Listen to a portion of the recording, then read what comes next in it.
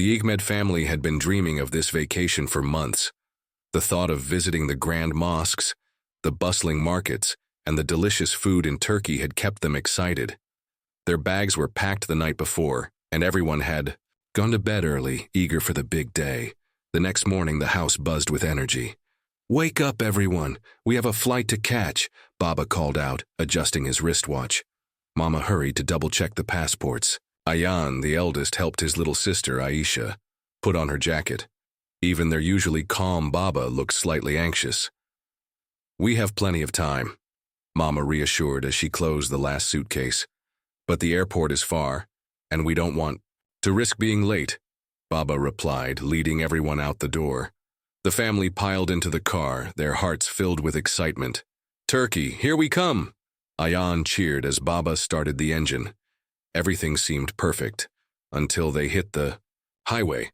The traffic was at a complete standstill. A long line of cars stretched as far as the eye could see.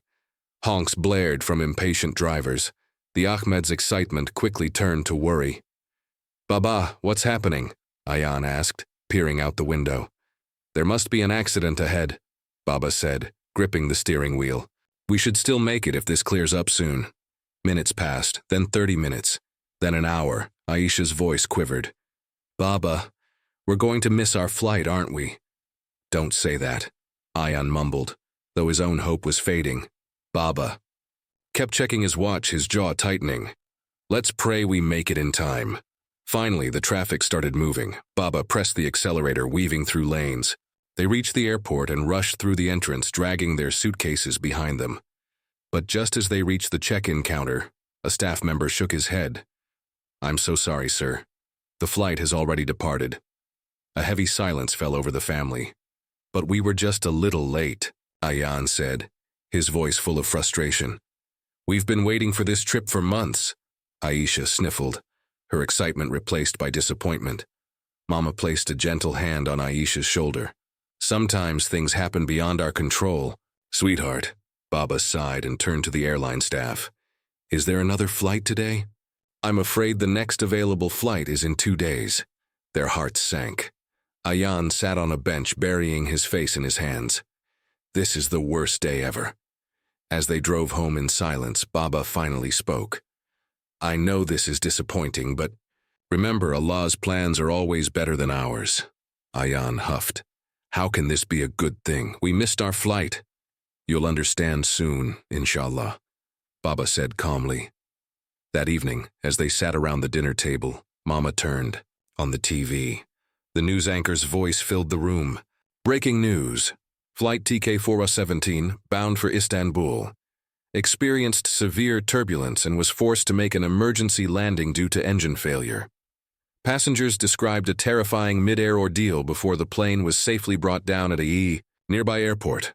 The spoon in Ayan's hand clattered onto his plate. Aisha's eyes widened. "Wait, that's the flight we were supposed to be on." Baba's face was solemn. "Subhanallah, Allah saved us." The family sat in stunned silence, absorbing the reality. "We were so upset about missing the flight," Mama whispered.